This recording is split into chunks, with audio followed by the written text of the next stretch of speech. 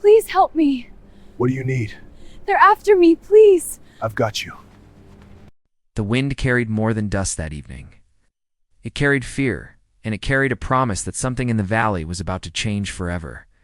Long before the sun slipped behind the red cliffs, people in the small frontier town had already sensed trouble in the air.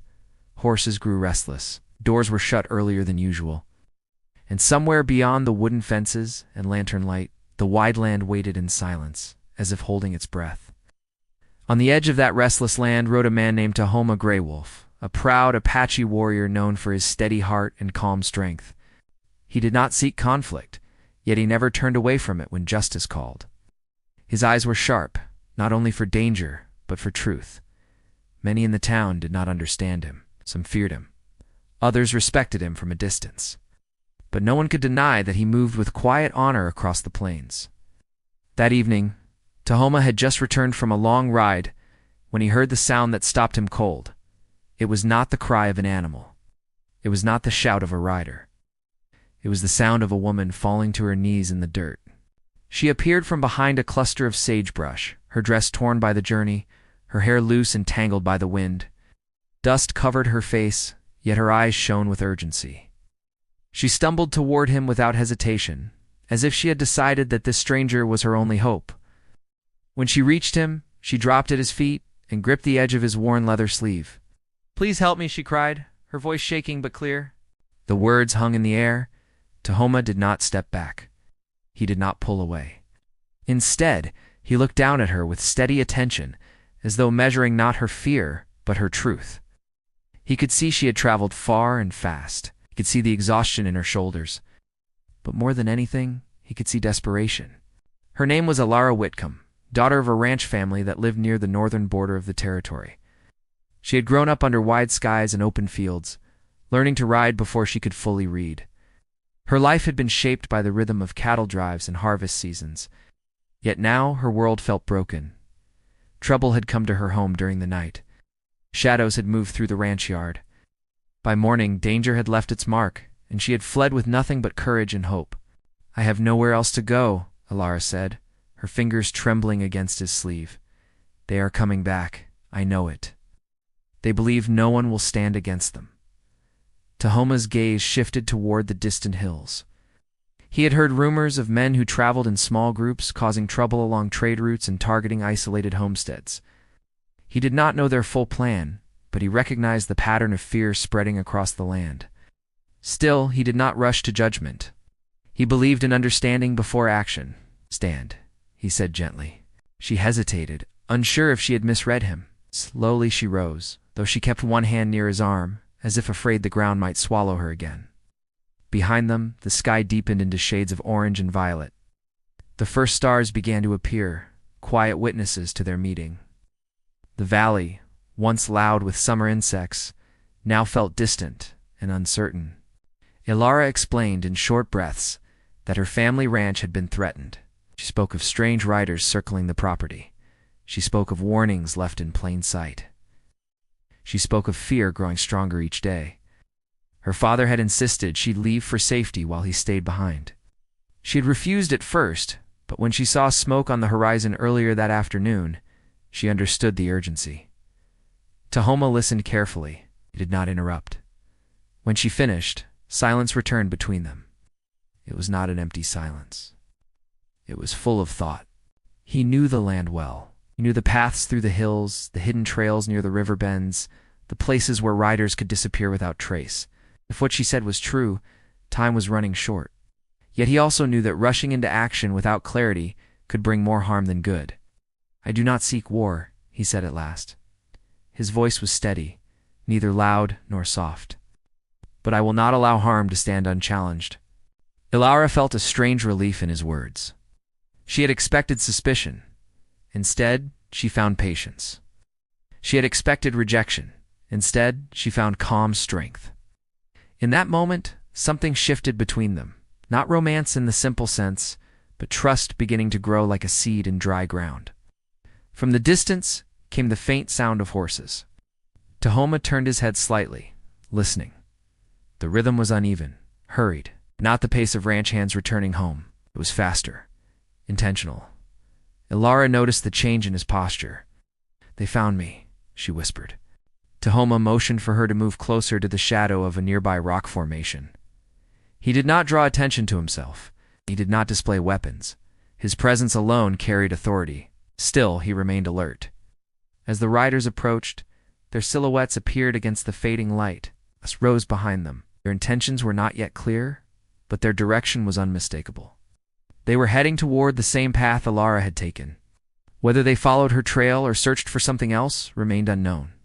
Tahoma stepped slightly forward, placing himself between Ilara and the approaching sound.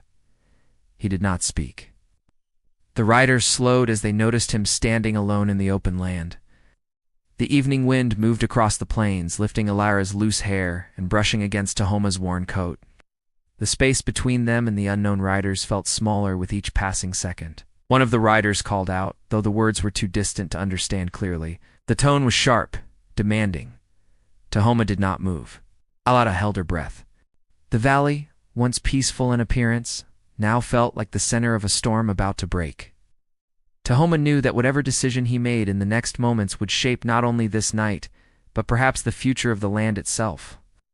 He glanced back at Ilara briefly. Her eyes met his with silent trust. She had fallen at his feet seeking help, and he had not hesitated. Yet the real challenge was only beginning. The riders drew closer, the wind grew stronger. And in the space between justice and danger, between trust and uncertainty, Tahoma Grey Wolf prepared to act, knowing that once he did, nothing would remain the same. The riders did not charge. They did not retreat either. They slowed their horses at the edge of the clearing, forming a loose line beneath the darkening sky. Their presence was heavy, like a warning written across the land. Tahoma Grey Wolf stood still, his body calm but ready. He studied their posture, their spacing, the way their hands rested near their belts. He understood movement, and he understood intention. These men were not here by accident. Ilara Whitcomb remained behind the rock formation, watching through the shadows. Her heart pounded, not only from fear, but from the strange closeness of the moment. She had met Tahoma only minutes ago, yet she felt safer standing near him than she had felt in her own home for days. There was something steady about him, something that did not break under pressure. One of the riders leaned forward in his saddle. He wore a wide-brim hat that cast a shadow across his face. His voice carried across the open space. "We are looking for a runaway." The words were plain, but the tone carried authority. Not a question, a claim. Tahoma did not answer immediately. Silence can be stronger than speech, and he knew that well. He observed the riders carefully. There were 4 of them. Horses were well fed, their boots clean. They did not look like men who traveled far for honest work. They looked like men used to taking what they wanted. Ilara stepped slightly closer to the rock, pressing her back against it. She understood then that her escape might not have gone unnoticed. If these riders were connected to the trouble at her ranch, then her decision to flee had changed their plans. Tahoma finally spoke, his voice measured and clear. "This land belongs to no one who brings harm." The riders exchanged glances. The air tightened. The man in front responded. "We are not here for you." Tahoma's eyes remained steady. "Then speak your reason." A brief pause followed. The wind moved between them, lifting dust into small spirals. Somewhere in the distance, a lone coyote called out, breaking the tension only for a moment. The rider continued. "A woman left her home without permission. She carries information that does not belong to her. We intend to bring her back." Ilara's breath caught. Information. That word felt heavier than fear. What could they mean? She had not taken anything except her father's advice and a small bundle of supplies. Yet she remembered seeing papers on her father's desk earlier that week. Documents related to land boundaries, agreements, signatures. She had not understood their full meaning at the time. Doubt entered her thoughts. Tahoma shifted his stance slightly, placing himself more directly between Ilara and the riders. His action was subtle, but deliberate. "Any matter between you and her family must be handled with respect," he said calmly, "not force." The rider's tone hardened. Respect does not recover lost property. The word property hung in the air. Ilara felt it like a sting. She realized then that this situation might not be as simple as it seemed. Her family ranch had recently been approached by outside investors interested in expanding their reach across the valley. Some neighbors had already sold their land under pressure. Her father had refused. Could this be connected? The second rider spoke for the first time. His voice was lower, cautious. We were told the girl might try to seek protection from outsiders. Tahoma's eyes narrowed slightly, though his expression remained composed. He understood what they were implying. They believed she would run. They believed she would expose something. It meant the stakes were higher than simple pursuit. Alara stepped forward from behind the rock, surprising Tahoma and the riders alike. She stood beside him, though slightly behind his shoulder. "I am not property," she said clearly, her voice steady despite her racing heart. "And I will not return until I know my family is safe." The rider's attention shifted to her fully. The man in front tightened his grip on the reins. Tahoma did not look at her with anger for stepping out. Instead, there was quiet approval in his eyes. Courage was not about absence of fear. It was about moving forward despite it. The leader of the riders leaned back slightly. "This land is changing. Some understand that. Some do not." His words carried meaning beyond their surface. It was not just about Alara. It was about territory, control, and influence spreading across the frontier. The old ways of open land and shared space were being challenged by new interests seeking ownership and expansion. Tahoma knew this truth well. He had seen how quickly agreements could reshape communities. He had witnessed neighbors divided by contracts and promises. He had also seen how misunderstandings could turn into conflict if left unchecked. The riders began to shift in their saddles, preparing to move. It was unclear whether they intended to approach, surround, or withdraw. The uncertainty itself was dangerous. Alara felt a sudden realization. If these men truly believed she carried important information, then her safety was more fragile than she imagined. Returning home without understanding the full situation might put her father in greater risk. Tahoma sensed the shift in atmosphere, took a slow step forward, not as a threat, but as a barrier. "Speak your message clearly," he said, "and leave this place." The leaders stared at him for several long seconds. The tension between them was not loud, but it was firm. Finally, the rider replied, "We will return before sunrise." With that statement, he turned his horse. The others followed. They did not ride away quickly. Instead, they retreated in controlled motion, as though marking territory rather than fleeing. When the sound of hooves faded into the distance, silence returned to the valley. But it was not the same silence as before. It felt charged, like the calm before a storm. Alara exhaled slowly. "They will come back." Tahoma nodded once. He did not argue. He did not promise protection without understanding the full scope of danger. Instead, he looked toward the direction of her ranch. "We must learn what they seek," he said. Before they returned, she looked at him, grateful yet uncertain. "Why would they want my family's land so badly?" Tahoma's expression softened slightly, though concern remained. "When land becomes valuable, people forget honor." The words settled between them. In the distance, faint lights could be seen near the ridgeline. Perhaps it was nothing. Perhaps it was something. Alara realized that returning home might reveal more than she was prepared to face. Tahoma understood that stepping into this situation meant entering a struggle that could spread beyond one ranch, beyond one night.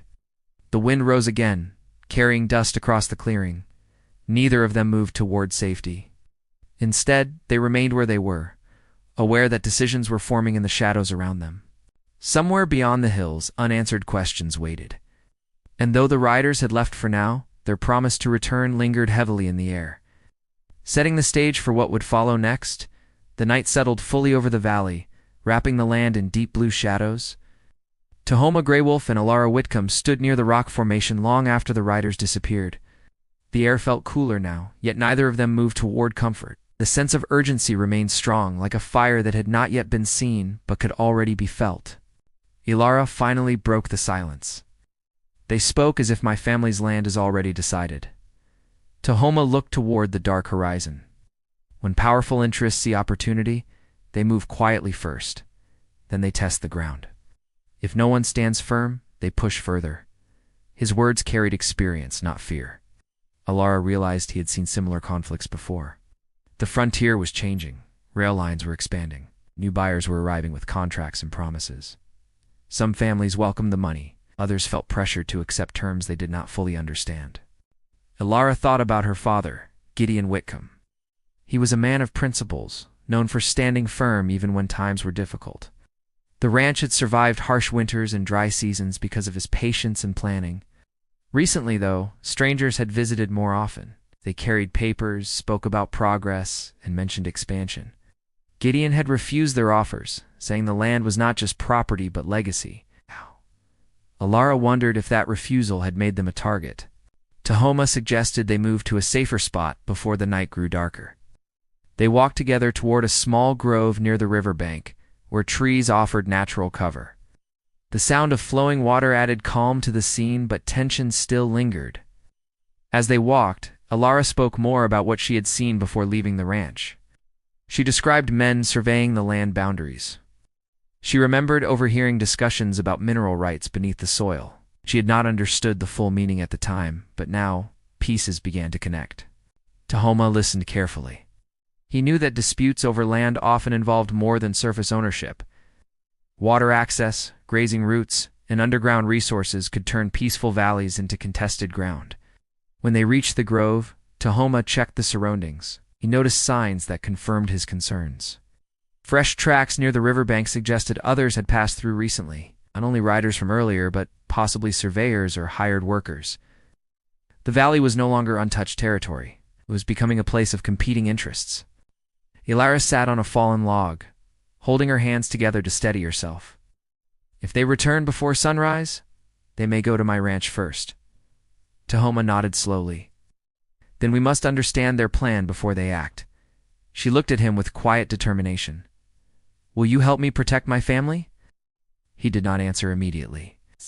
Not because he hesitated, but because he understood the weight of the decision.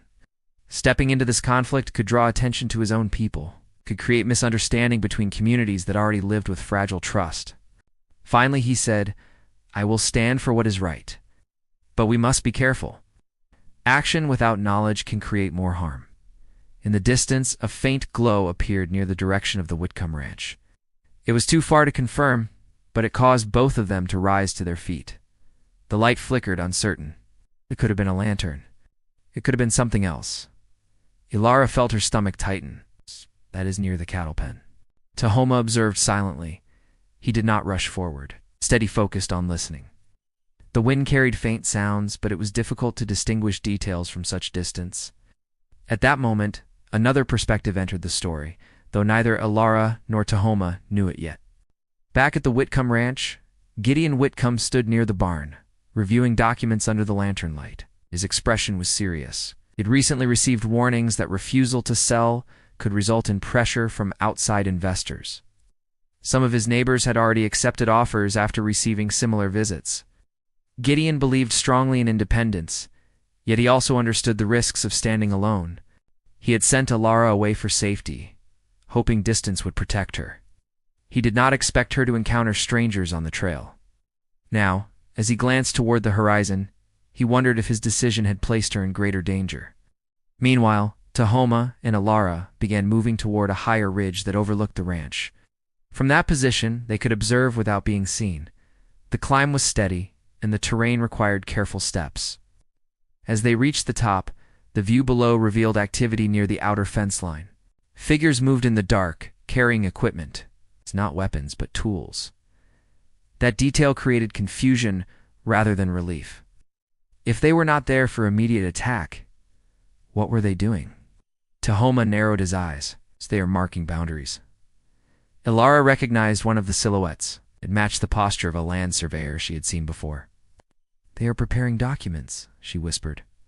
If they claim measurements that were not agreed upon, they could change the official lines. This possibility introduced a new layer to the conflict. The tension was not only about physical danger, it was about control, legality, and influence. If boundaries were altered on paper, families could lose rights without realizing it until too late. Tahoma understood the strategy. Quiet preparation before public announcement. It was a common approach in territorial disputes.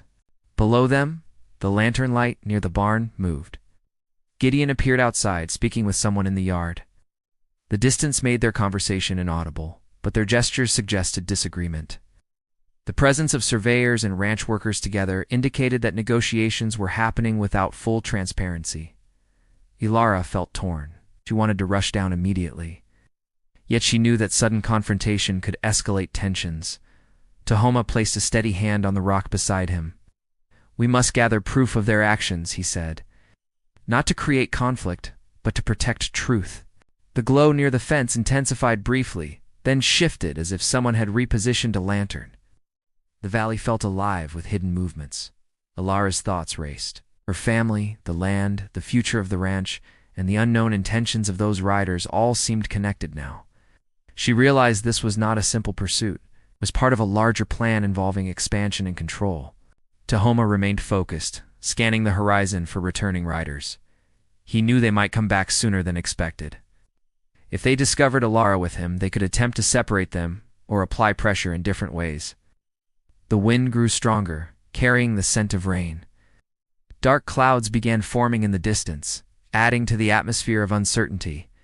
Weather changes could complicate travel, communication, and visibility. Ilara looked at Tahoma in the dim light. There was trust in her eyes now, deeper than before.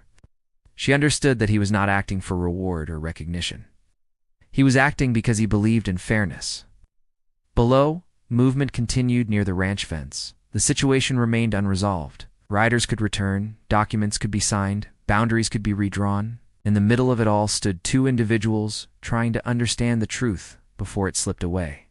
Tahoma tightened his jaw slightly as distant hoofbeats echoed faintly again, carried by the rising wind. Whether it was the same riders returning or new ones arriving was impossible to tell. Ilara heard it too. They exchanged a brief glance.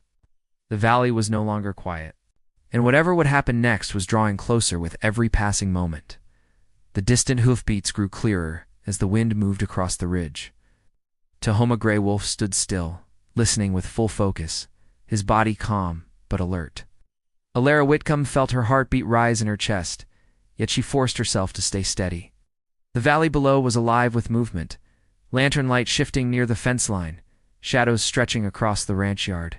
It was no longer a quiet night. It was a turning point. From their high vantage point, they could see more details now. The surveyors were not alone. A small wagon had arrived near the main gate, carrying rolled maps and wooden measuring tools. The presence of official-looking documents made the situation more complex. This was not only pressure from riders in the dark, it was a planned effort, built step by step. Land boundaries, legal claims, and expansion talks were all part of a larger strategy, Ilara whispered. They want to control the land without a fight. Tahoma nodded slightly. Control can be taken in many ways. Not all battles are loud. Below, Gideon Whitcomb moved with purpose, near the barn. His posture showed strength, but also strain. He was speaking firmly with one of the men holding the maps. Even from a distance, it was clear he was resisting something. His gestures were steady, his stance unyielding. The ranch workers gathered nearby, watching carefully. The atmosphere around the property felt tight, as if every word spoken carried weight. Then, unexpectedly, another rider approached the ranch from the opposite direction.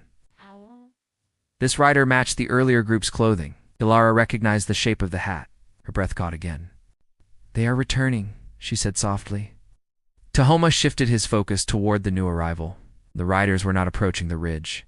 They were converging on the ranch itself. The timing suggested coordination. If they acted together, pressure could increase quickly. Thunder rumbled in the distance, low and deep. The clouds overhead were thickening, blocking more of the moonlight. The growing storm added urgency to the scene. Rain would soon make movement harder and visibility lower, increasing confusion on the ground. Tahoma turned to Ilara. "We must decide carefully. If we rush in without understanding, it could create panic." Ilara looked down at her father. The sight of him standing alone against several outsiders filled her with emotion, realized how much the land meant to him.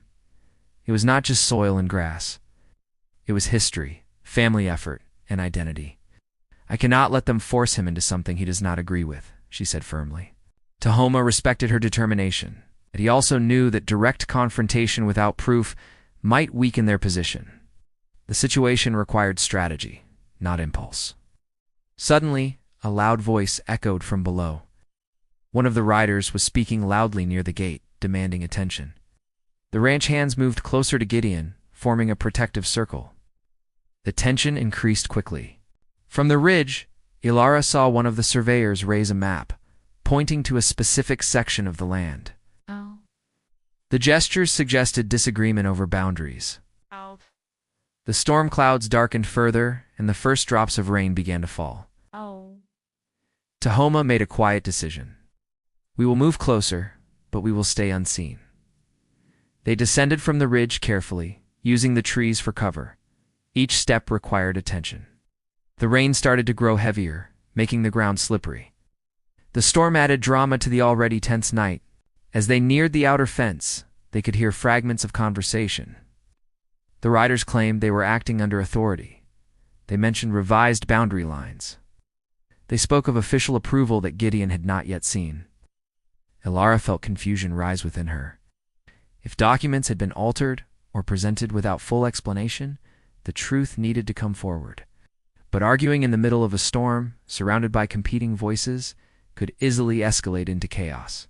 Tahoma placed a steady hand on the fence post, observing quietly. His presence remained controlled, but his eyes reflected deep concentration. He was thinking ahead, considering every possible outcome. Then a sudden flash of lightning lit the entire ranch yard. For a brief moment, everyone froze. In that light, Ilara could see clearly the faces of the riders. Their expressions were not violent, but firm. They believed they were in the right. That realization made the conflict more complicated. Another loud rumble followed the lightning. The rain intensified, soaking clothes and turning the yard into shining mud. The storm created urgency. Voices grew louder to be heard over the weather. One of the riders stepped forward, holding a document high. Gideon moved closer, reaching to examine it. Ilara wanted to run down immediately, but Tahoma gently signaled for patience. From the shadows, they watched as Gideon read the papers. His face changed slowly, surprise, then concern. Whatever he was seeing was not what he expected. Ilara felt fear tighten again. Had something been signed without his full awareness? Had new terms been added? The possibility of legal confusion added another layer to the land dispute. Tahoma's voice was quiet but firm. We need evidence of every claim, not emotion. Facts. The storm reached its peak, rain falling heavily now. The lanterns flickered, some going out. Darkness increased around the ranch yard. The combination of storm and tension created a powerful atmosphere. Suddenly, one of the horses near the gate reared, startled by thunder. The movement caused chaos for a moment. Workers rushed to calm the animal. Voices overlapped. The riders tried to maintain control of the scene. In the confusion, Ilara saw her father step forward, raising his voice in a clear statement. Though she could not hear the exact words, his posture showed strength. He was not backing down. Tahoma sensed that the situation was approaching its most critical point. Decisions made in the next moments would determine the direction of the entire conflict. Yet he still held back, choosing observation over action. Ilara looked at him. What if they try to pressure him into signing something tonight? Tahoma met her gaze. Then we must be ready to respond with truth. The rain continued pouring. Lightning flashed again, illuminating the yard. In that instant, Ilara saw the riders forming closer around Gideon. Not aggressively, but strategically. It was a silent push, a tightening circle of influence. The storm, the documents, the boundary claims, the returning riders, and the emotional strain all converged at once. Every element of the conflict was now present in one place. Tahoma stepped slightly forward from the shadows, just enough to be visible if needed. Ilara moved beside him. Their presence together symbolized unity, though no resolution had yet occurred.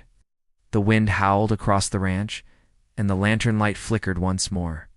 The confrontation was no longer distant. It stood in the center of the yard, under the storm, with voices rising and rain falling.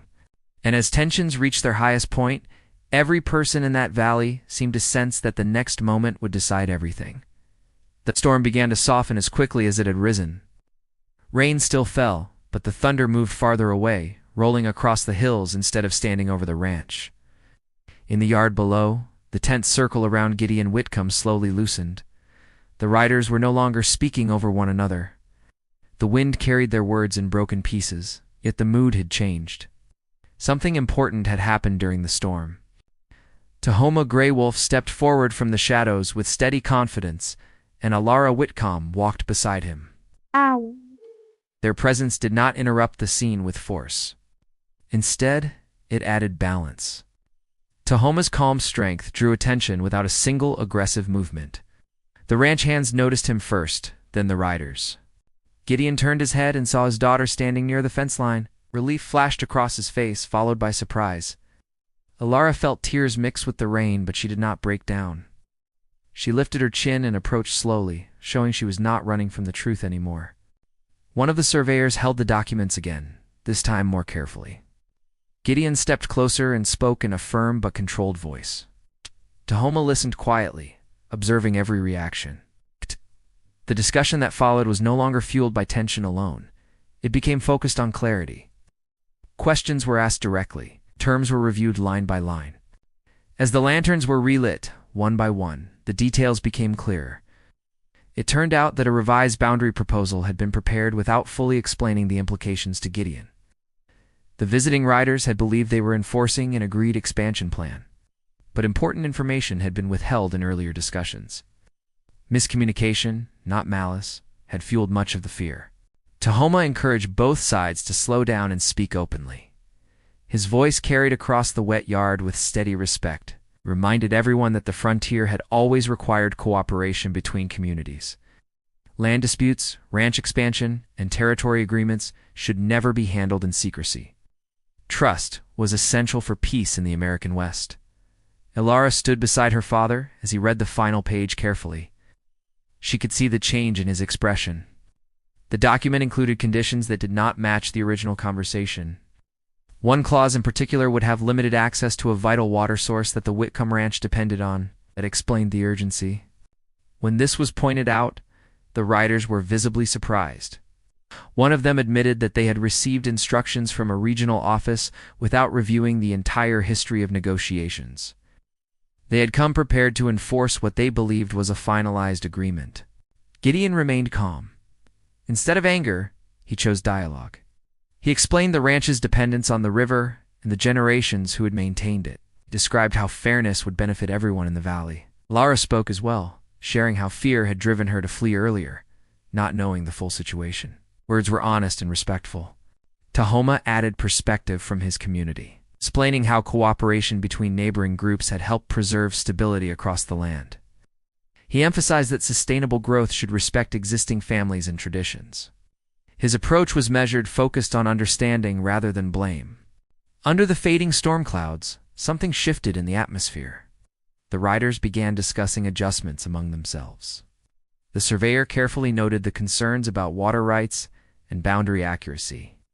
It became clear that the conflict was not about taking land unfairly, but about incomplete communication and rushed procedures. After extended discussion, the leader of the visiting group agreed to pause enforcement until a full review could be completed. He acknowledged that clarity was necessary before any official changes could proceed.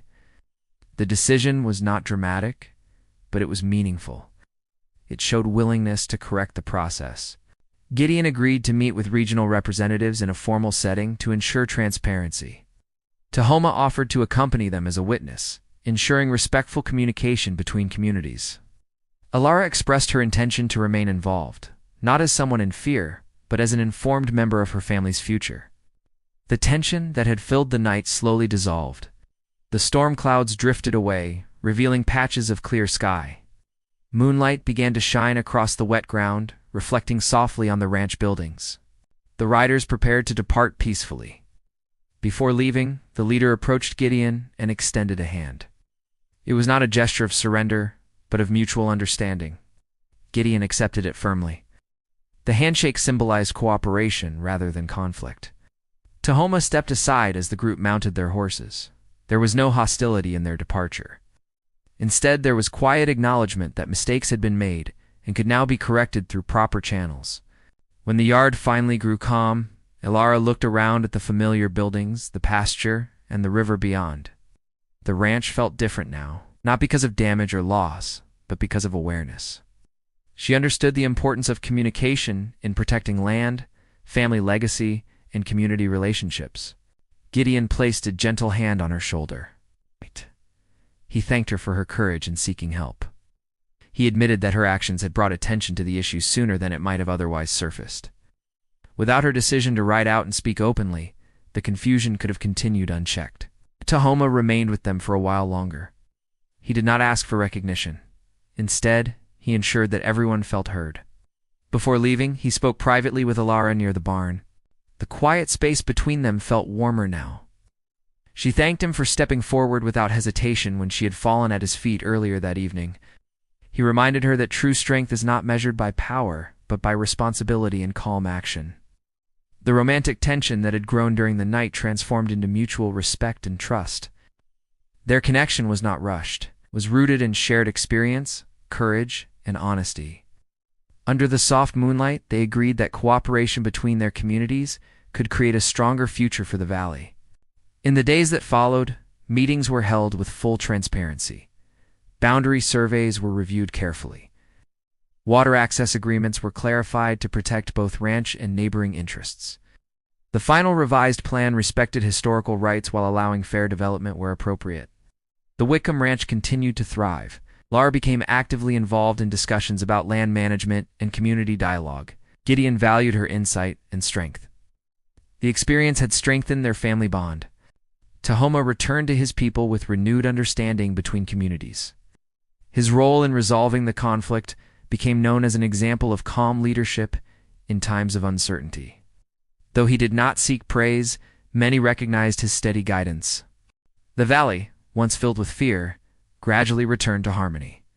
Ranch work resumed under open skies.